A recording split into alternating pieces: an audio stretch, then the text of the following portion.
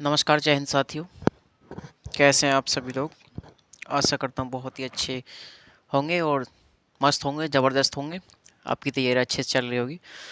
चलिए साथियों,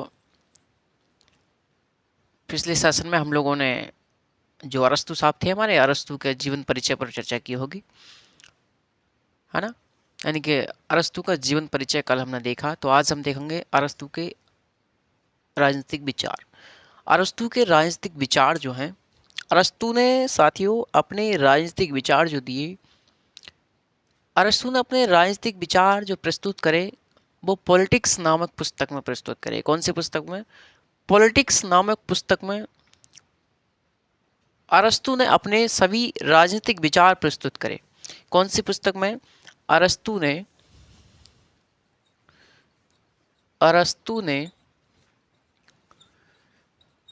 अपने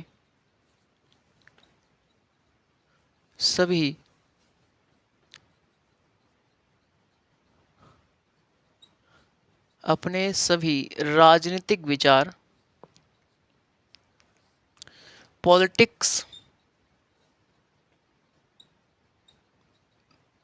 पॉलिटिक्स नामक पुस्तक में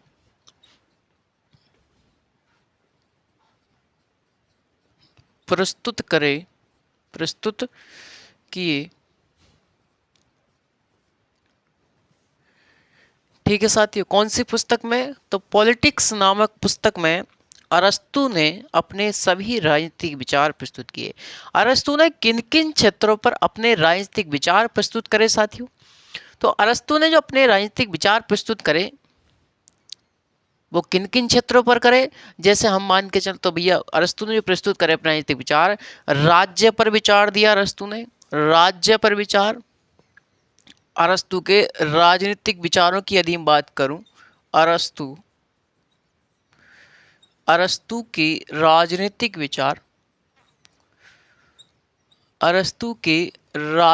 विचार की यदि बात करी जाए तो किन किन क्षेत्रों पर साथियों? तो सबसे पहले राज्य पर विचार दिया अरस्तु ने, यानी कि राज्य पर विचार, अरस्तु का राज्य पर विचार दिया। अगला, अरस्तु का परिवार और संपत्ति पर विचार, परिवार और संपत्ति पर विचार, अरस्तु का परिवार और संपत्ति पर विचार। अगला है हमारा अरस्तु का दास प्रथा पर विचार, अरस्तु का दास प्रथा पर विचार। अगला, अरस्तु का नागरिकता पर विचार, अरस्तु का नागरिकता पर विचार, नागरिकता पर विचार। अरस्तु का न्याय पर विचार, न्याय पर विचार, अरस्तु का न्याय पर विचार। और यदि हम अगली बात करें, अरस्तु का न्याय पर विचार हो गया। अगला हम देखेंगे अरस्तु का संविधान या फिर राज्य के वर्गीकरण पर विचार, अरस्तु का संविधान, अरस्तु का संविधान,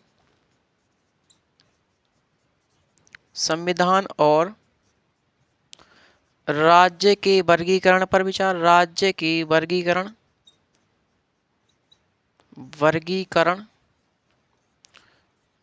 पर विचार, अरस्तु के राज्य के वर्गीकरण पर विचार।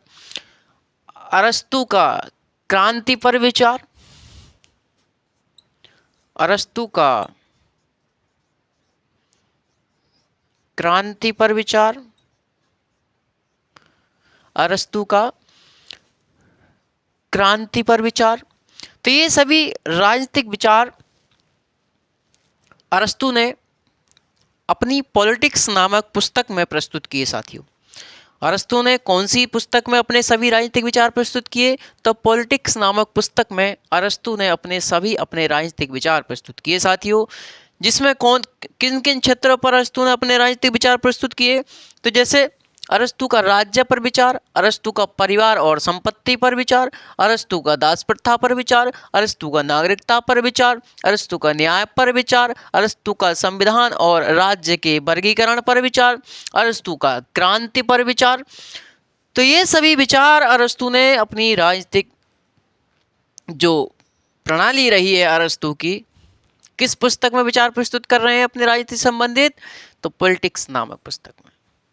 तो साथियों चलिए हम बात करते हैं अरस्तु के राज्य पर विचार पर। अरस्तु का राज्य पर विचार। तो अब हम बात करेंगे अरस्तु का राज्य पर विचार।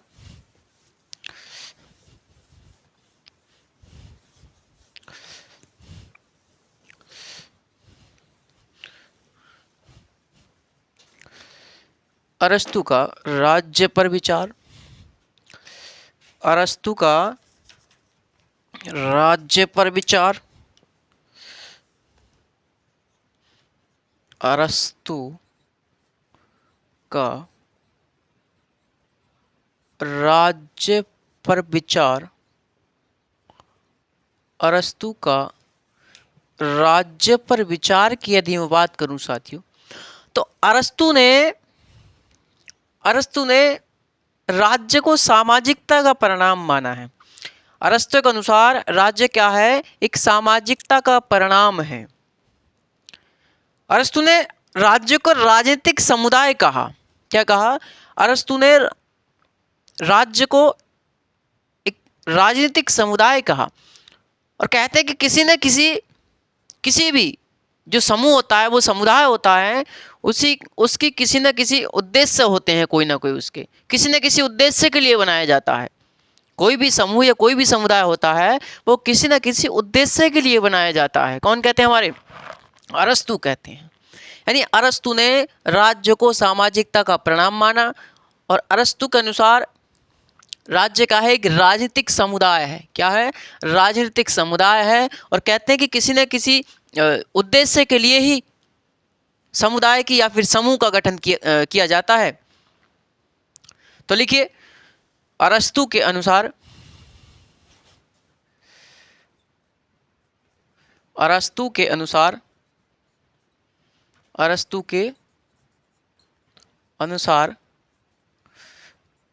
राज्य एक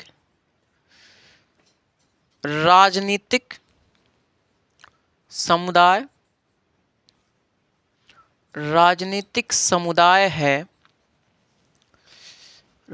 समुदाय है।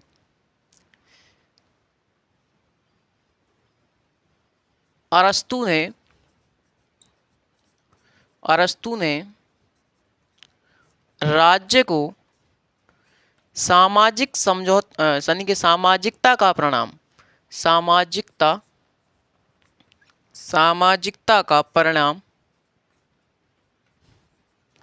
माना। किसका परिणाम माना भैया? अरस्तु ने राज्य को सामाजिकता का परिणाम माना। बताया कि किसी न किसी उद्देश्य के लिए ही समुदायों की और समूहों का गठन होता है। अरस्तु कहते हैं कि किसी न किसी उद्देश्य के लिए ही किसका गठन होता है?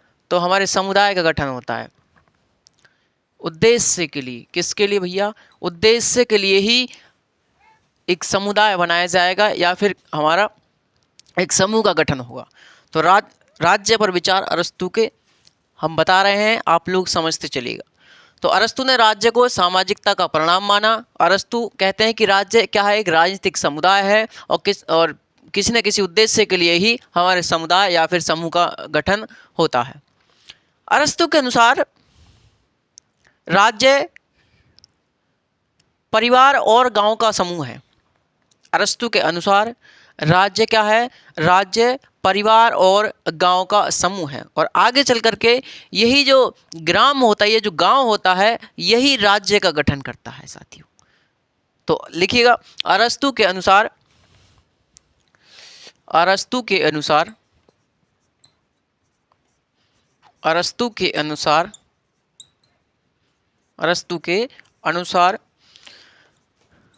राज्य परिवार एवं गांव का समूह है, गांव का समूह है, गांव का समूह है, और यही ग्राम या फिर गांव राज्य का निर्माण करता है, राज्य का निर्माण करता है। यही ग्राम क्या करता है? राज्य का निर्माण करता है। तो अरस्तु कहते हैं, अरस्तु के अनुसार राज्य क्या है? राज्य गांव, इनके परिवार और गांव का समूह है या फिर ग्राम का समूह है, और यही गांव या ग्राम आगे चल करके राज्य का निर्माण करता है। साथियों, सबसे पहले क्या आता है? सबसे पहले आप जानते हैं कि सबसे पहले परिवार ही बनता है। सबसे पहले क्या होता है भैया? परिवार बनता है हमारा। सबसे पहले क्या बनता है? सबसे पहले परिवार बनता है। और परिवार में कौन कौन होता है? परिवार में स्त्री।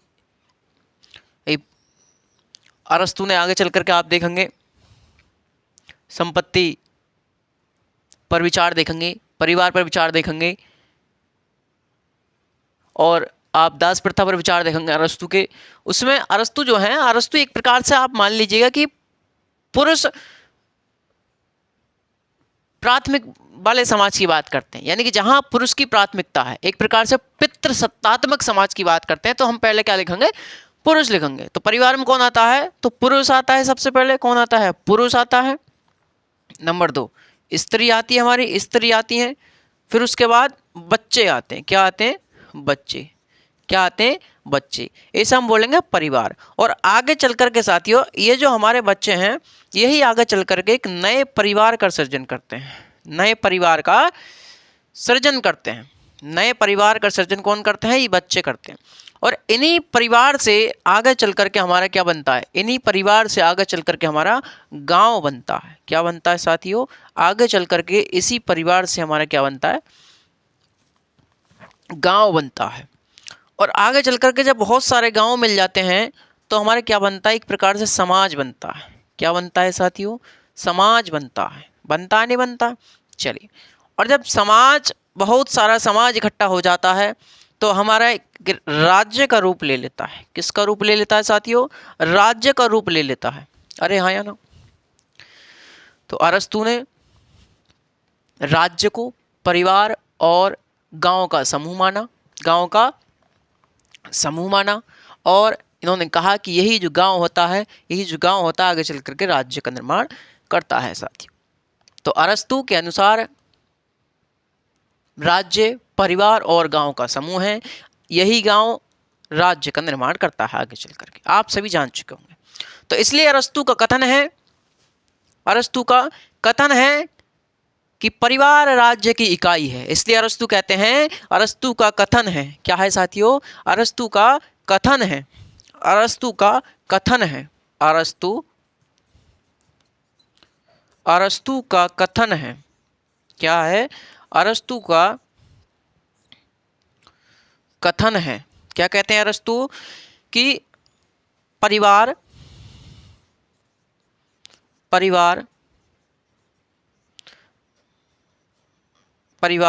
राज्य की क्या है? इकाई है। परिवार राज्य की इकाई है साथियों, समझते रहिएगा। परिवार राज्य की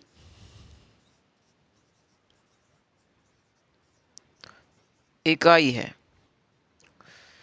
परिवार राज्य की इकाई। मैं आपको बता दूं साथियों, अभी भी मेरी थोड़ी तबीयत डाउन है, लेकिन आप लोगों का सहयोग है, इसलिए मैं भी बना रहता हूं आप लोगों के साथ में।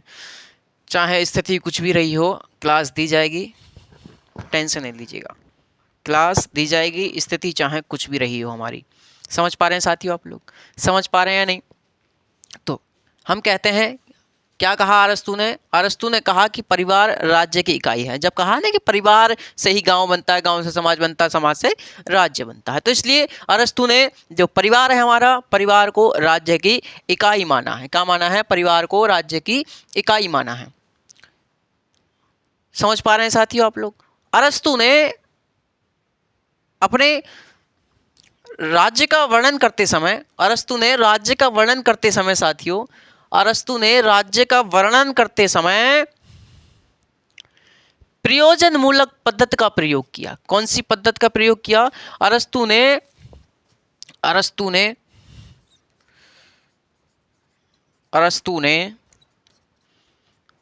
राज्य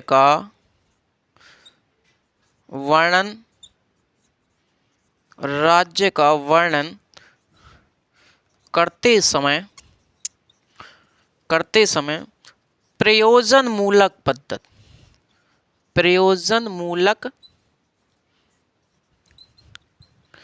पद्धति या फिर सो उद्देश्य मूलक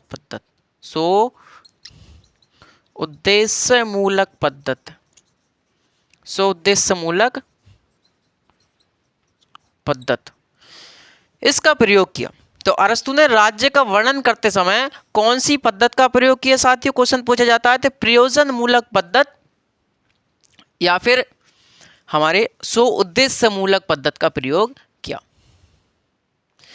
प्रयोजन मूलक पद्धति आप बोलोगे सर जी प्रयोजन मूलक पद्धति का क्या मतलब होता है? प्रयोजन मूलक पद्धति का मतलब है कि किसी भी काम को करने के लिए एक नियोजित तरीका। प्रयोजन मूलक पद्धति का मतलब होता है कि किसी भी कार्य को करने के लिए एक प्रकार से कोई आपके लिए क्या होगा, एक नियोजित तरीका आपके पास होगा, तो उसे हम बोलेंगे प्रयोजन मूलक पद्धति। इसे हम सो उद्देश्य मूलक पद्धति भी कहते हैं, सो उद्देश्य मूलक पद्धति भी हम इसे कहते हैं। आगे चलकर अरस्तु कहते हैं कि अरस्तु का कथन है कि राज्य व्यक्ति के पूर्व है। क्या है? राज्य व्यक्ति के पूर्व है। पूर्व का मतलब पहले है, राज्य व्यक्ति से पहले है। समझ पा रहे हैं साथी? तो अरस्तु कहते हैं कि राज्य व्यक्ति के पूर्व है। अरस्तु का कथन है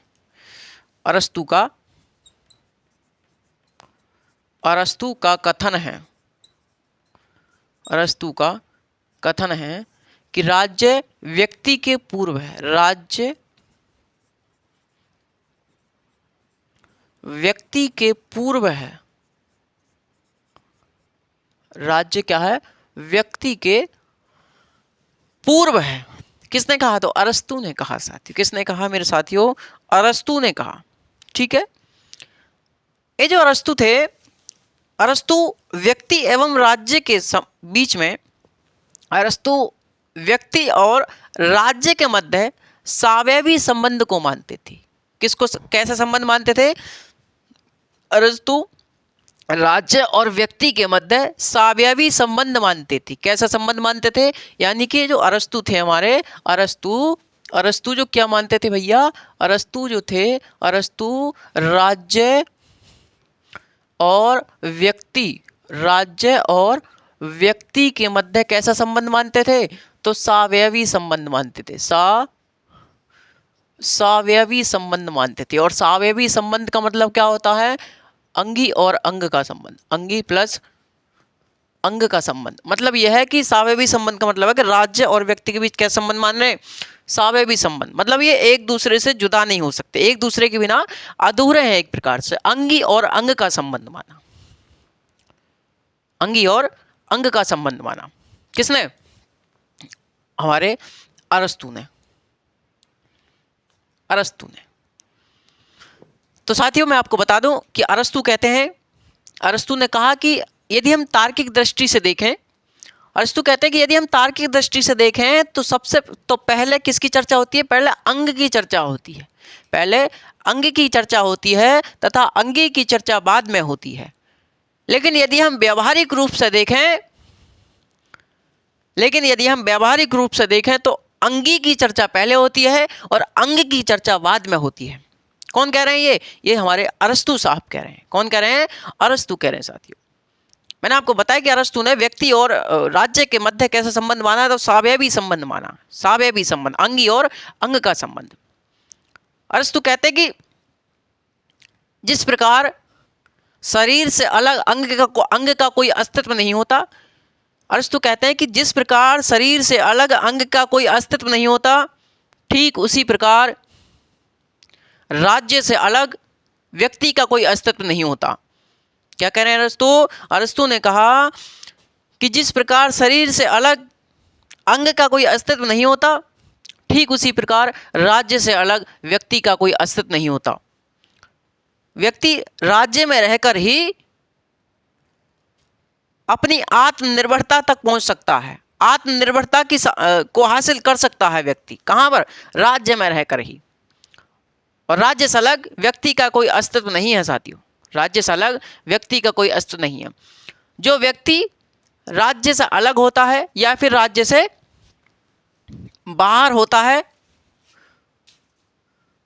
वो या तो पशु होता है या फिर साथियों वो देवता होता है। अरस्तु कहते हैं कि आप राज्य में रहकर ही आत्मनिर्भरता की प्राप्ति कर सकते हैं, और राज्य आत्मनिर्भरता व्यक्ति को आत्मनिर्भर बनाने के लिए ही बना है। यदि आप राज्य से बाहर रहते हैं तो आप या तो पशु हैं या फिर साथियों आप क्या हैं? आप या तो फिर देवता हैं। कौन कह रहे हैं? हमारे अरस्तु साहब कह रहे हैं। कौन कह रहे हैं साथियों? अरस्तु कह रहे हैं। अरस्तु कहते हैं कि राज्य एक पूर्ण आत्मनिर्भर इकाई है। राज्य अरस्तु कहते हैं कि राज्य क्या है? राज्य साथियों, राज्य एक पूर्ण आत्मनिर्भर इकाई है। पूर्ण आत्मनिर्भर इकाई है। आत्मनिर्भर इकाई है। आत्मनिर्भर इकाई है। आत्मनिर्भर इकाई है। कौन कह रहे हैं? अरस्तु कह रहे हैं हमारे। और अरस्तु कहते हैं कि ये जो राज्य है, राज्य का जो निर्माण हुआ है वो व्यक्ति को सज्जीवन की प्राप्ति कराने के लिए ही हुआ है। सज्जीवन की प्राप्ति, मैंने आपको बताया कि सज्जीवन क्या होता है। सज्जीवन का मतलब होता है कि राज्य व्यक्ति जो है वो राज्य में रह करके अपनी पूर्ण अभिव्यक्ति को हासिल करना, पूर्ण अभिव्यक्ति यानी पूर्ण स्वतंत्रता प्राप्त कर सकेगा राज्य में रहकर व्यक्ति। तो इसे हम बोलते हैं सज्जीवन, सज्जीवन की प्राप्ति। तो अरस्तु कहते हैं कि राज्य का जो निर्माण हुआ है वो व्यक्तियों को सज्जीवन की प्राप्ति कराने के लिए हुआ है, और ऐसे ही राज्य सज्जीवन की प्राप्ति कराने के लिए अस्तित्व में बना रहेगा। अस्तित्व में बना रहेगा। कौन कह रहे हैं? हमारे अरस्तु कह रहे हैं साथियों। कौन कह रहे हैं? अरस्तु हमारे कह रहे हैं। तो जो हमारा राज्य है, राज्य का जो निर्माण हुआ है वो व्यक्तियों को सज्जीवन की प्राप्ति कराने के लिए हुआ है, और सज्जीवन की प्राप्ति कराने के लिए राज्य हमेशा हमेशा अस्तित्व में बना रहेगा। कौन कहते हैं? हमारे अरस्तु कहते हैं साथियों। अरस्तु ने राज्य को एक प्राकृतिक संस्था माना। अरस्तु ने किसको? अरस्तु ने भैया, अरस्तु ने राज्य को क्या माना? राज्य को एक प्राकृतिक संस्था माना। क्या माना? एक प्राकृतिक संस्था। एक प्राकृतिक संस्था। राज्य को एक प्राकृतिक संस्था माना। और भैया व्यक्ति को क्या माना? व्यक्ति को क्या माना साथियों? व्यक्ति को एक प्राकृतिक प्राणी माना। क्या माना? व्यक्ति को एक प्राकृतिक प्राणी माना। प्राकृतिक प्राणी किसने माना? तो अरस्तु ने व्यक्ति को प्राकृतिक प्राणी माना साथियों। समझ पा रहे हैं साथियों? मतलब राज्य से अलग व्यक्ति का कोई अस्तित्व नहीं है। ये अरस्तु कह चुके हैं इसी सिद्धांत में अपने राज्य पर विचार में। तो साथियों आप लोगों के लिए अरस्तु के राज्य पर विचार जो मैंने आपको बताया वो आपको अच्छी तरीका समझ में आया होगा, है ना? मैं जरा आपको 2 मिनट में क्विक रिवीजन करा दूं नहीं करा दूं? बिल्कुल।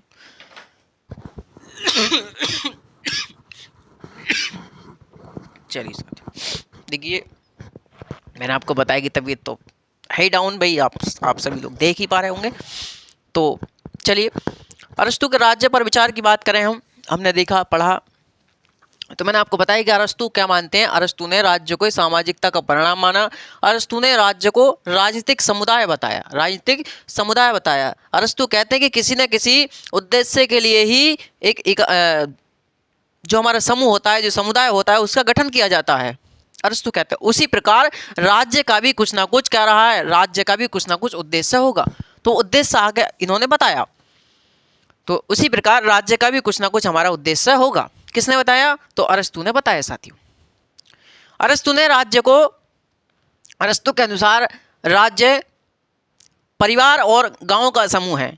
परिवार और गांव का समूह है। आगे चल करके यही क्या करते हैं, यही जो गांव है हमारा किसका निर्माण करता है? राज्य का निर्माण करता है। तो सबसे पहले मैंने आपको बताया कि सबसे पहले क्या बनता है? सबसे पहले हमारा परिवार बनता है। परिवार किस किस से मिलकर बनता है? पुरुष से मिलकर के, स्त्री से और बच्चों से मिलकर के परिवार बनता है।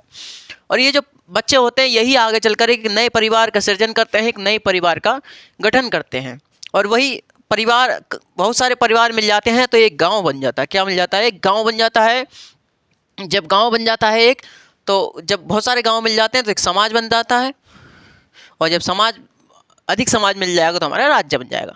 तो आगे चलकर अरस्तु ने कहा कि राज्य क्या है? राज्य, अरस्तु का कथन है कि राज्य क्या है?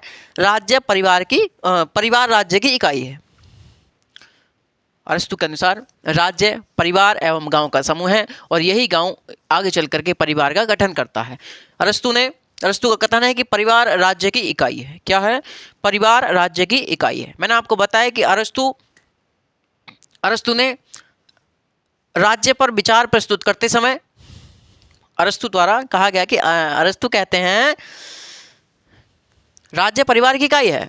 तो मैं आपको बताने चाह रहा हूं साथियों, ये जो राज्य पर विचार प्रस्तुत किए अरस्तु ने, इन विचारों को प्रस्तुत करते समय अरस्तु ने प्रयोजन मूलक पद्धति का प्रयोग किया। प्रयोजन मूलक पद्धति या फिर सौउद्देश्य मूलक पद्धति का क्या किया? प्रयोग किया साथियों, प्रयोग किया। मैंने आपको बताया अरस्तु कहते हैं, अरस्तु का कथन है कि राज्य व्यक्ति से पूर्व है। अरस्तु कहते हैं कि राज्य जो है व्यक्ति से पूर्व है, यानी पहले है। उसके बाद मैंने आपको बताया कि राज्य जो होता है, राज्य और व्यक्ति के बीच में संबंध कैसा माना? इन्होंने सावयवी संबंध माना, अंगी और अंग का संबंध माना। मैंने आपको बताया कि जिस प्रकार शरीर से अलग अंग का कोई अस्तित्व नहीं होता, ठीक उसी प्रकार राज्य से अलग व्यक्ति का भी कोई अस्तित्व नहीं होता। कौन मान रहे हैं? हमारे अरस्तु मान रहे हैं साथियों। और मैंने आपको बताया कि ये जो राज्य है, राज्य में रहकर ही व्यक्ति आत्मनिर्भरता तक पहुंच सकता है, यानी कि आत्मनिर्भर व्यक्ति बन सकता है राज्य में रहकर ही। यदि राज्य से अलग व्यक्ति रहता है, राज्य से बाहर रहता है, तो वो एक पशु समान है या फिर वो एक देवता कहलाएगा। या तो वो पशु है या फिर देवता है। मैंने आपको बताया कि राज्य जो है, राज्य का जो निर्माण हुआ है वो व्यक्तियों को सज्जीवन की प्राप्ति कराने के लिए हुआ है, और सज्जीवन की प्राप्ति कराने के लिए हमेशा हमेशा अस्तित्व में बना रहेगा साथियों, हमेशा हमेशा अस्तित्व में बना रहेगा। मैंने आपको ये सब कुछ बातें बताई। अरस्तु ने राज्य को एक प्राकृतिक संस्था माना है और व्यक्ति को एक प्राकृतिक प्राणी माना है, प्राकृतिक प्राणी माना साथियों। ये सभी बातें हमारी किस पर हुई? ये सभी बातें हमारी अरस्तु के राज्य का जो विचार था उस पर बात हुई। तो अरस्तु का राज्य पर विचार क्या था, मैंने आपको बताया साथियों, मैंने आपको बताया। चलिए साथियों, अब हम नेक्स्ट सेशन में आप लोगों से मिलेंगे। जब तक के लिए मैं आपसे विदा चाहता हूँ। ठीक है, बने रहिएगा, खुश रहिए, मस्त रहिए, जिंदाबाद रहिए। नमस्कार, जय हिंद।